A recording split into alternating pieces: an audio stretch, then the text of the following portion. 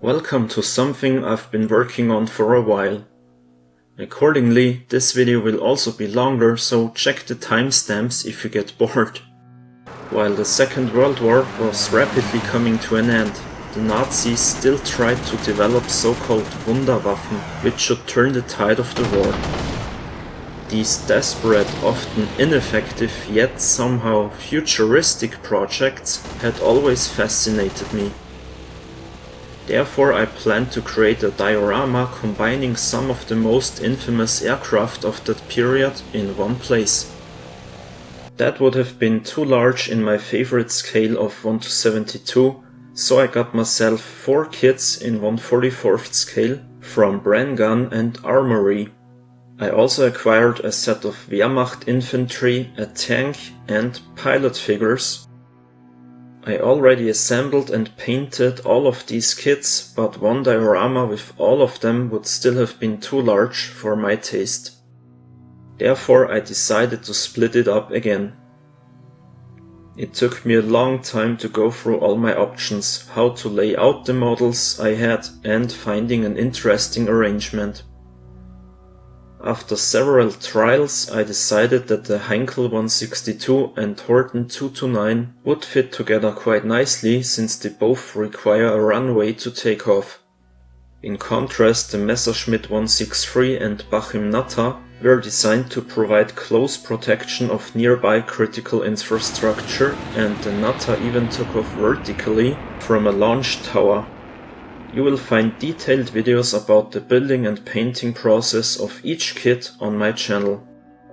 Anyways, when I had finally decided about the general layout, I used an old picture frame that I had used for a diorama before.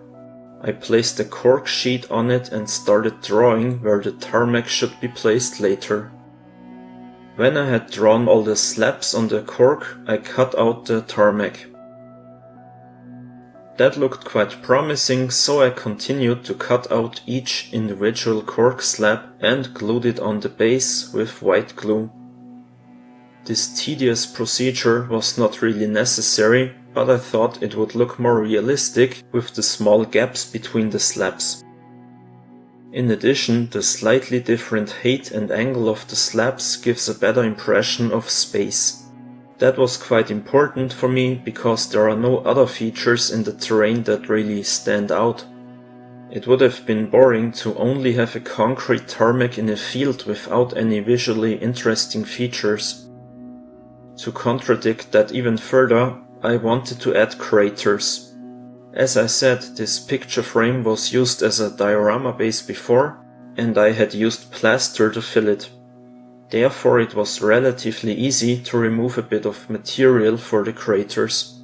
The cork, on the other hand, is a good representation of concrete, because you can easily tear it apart, and that already kind of looks like concrete pieces. The second crater is significantly larger. Again I removed some plaster and added pieces of cork to resemble concrete pieces.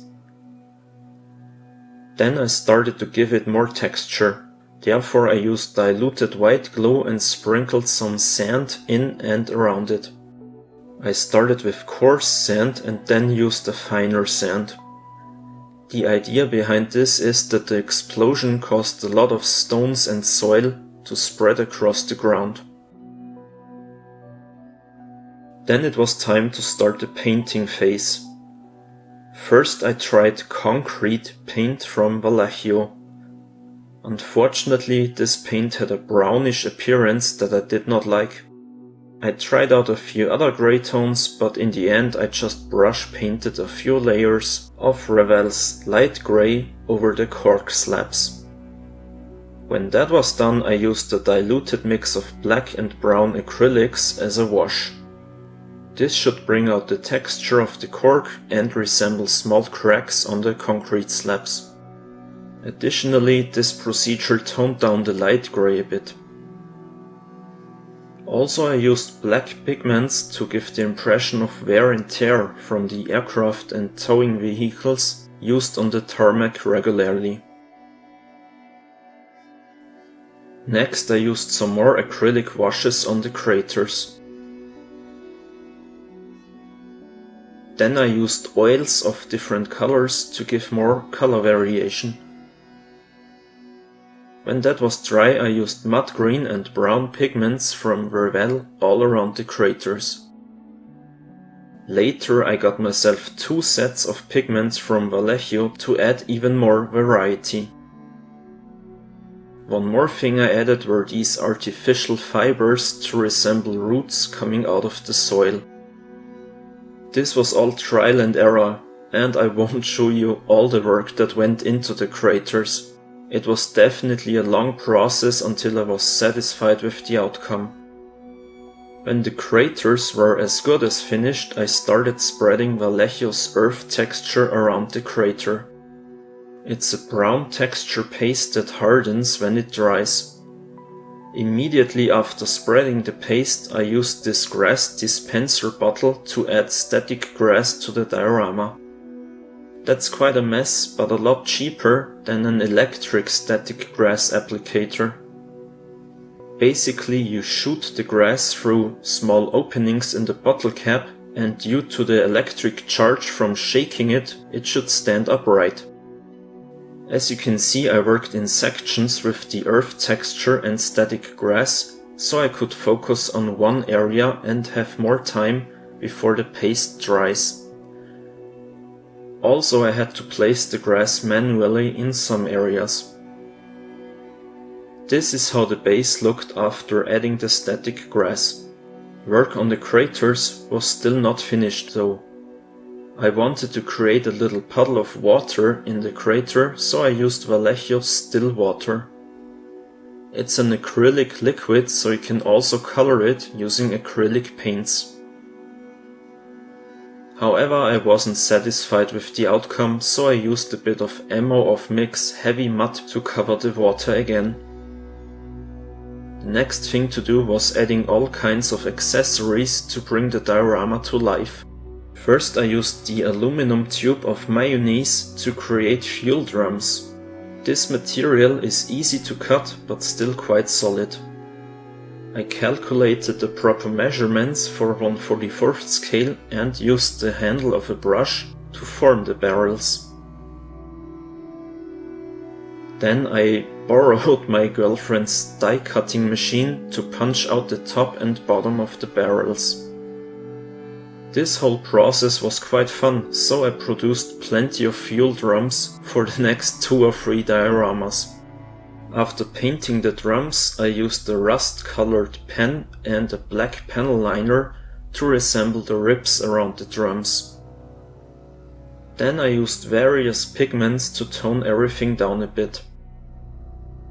Furthermore, I cut out thin strips from plastic art and used super glue to create a ladder. The pilot figure approved of its size, so I also created a tiny stool for him to take a rest. Another material that I like to use is balsa wood. It's easy to cut with a hobby knife, and I created wooden boards and pallets out of it. Each wooden board was painted individually and they all have slightly different sizes. Some are also damaged or burned. Additionally, I used cork for wooden crates. I had a hard time finding a good color tone for the wood, but they were all covered in pigments anyway. Last but not least, I created tiny cherry cans from balsa wood. To calculate the correct sizes of these accessories, I used the Hobby Color Converter app. A cherry can that's 46 centimeters tall in real life is only 3.2 millimeters tall in 1/44 scale. As you can imagine, this was all very fiddly, but I tried my best to make the diorama as realistic as possible. Next I mixed water with various paints and white glue. This mixture was then added on pieces of a handkerchief. You can easily place these on other items while they are still wet. In the end, you get a relatively realistic tarp. Then it was time to check the placement of all the accessories for one last time. I glued everything where I thought it would look good and used many different shades of pigments and washes to blend the planes, pallets, boxes and all the other stuff with the base. Last but not least, I also added tarps to the tail of the heinkel to censor the swastikas. I regularly post pictures of my models on Facebook in certain modeling groups, and some of them had problems in the past and Facebook blocked them because of swastikas, so it's probably for the better. I personally wouldn't have a problem with that because it's just history, but never mind. And here it is, one of my first serious dioramas. Overall, I'm satisfied with the final outcome, even though there is still room for improvement. First and foremost, I should have added damage to the planes, but with the horten standing so close to such a large crater, there would not be much left of it. So let us just say the plane was placed there after the explosion, and most of the debris was already removed by the ground crews. Another point that could be better are the dimensions. In my opinion, it looks a bit cramped without enough distance between the aircraft. Other than that, I'm quite proud on my work on the craters.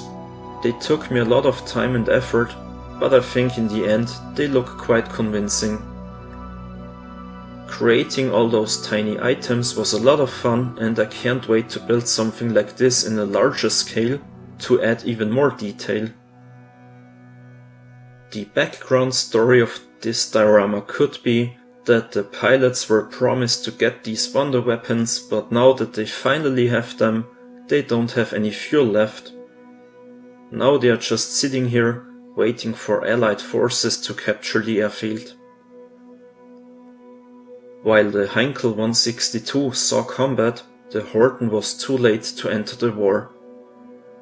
Shortages in fuel, material and pilots led to the uselessness of such projects. Furthermore, numerous forced laborers and other prisoners of war had to lose their lives in the production of these projects.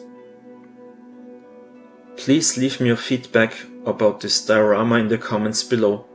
It would be great if you share my video with other people who might be interested.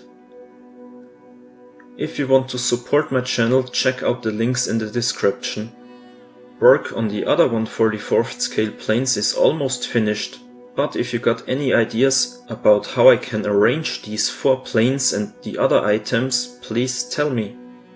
I'm open for all of your ideas, but please keep it small. So that's all on my auto-fuel diorama. I hope you liked it. If you did, leave me your comments. If you didn't, also leave me some comments. What can be improved? Subscribe if you haven't yet, and have a nice day. Bye!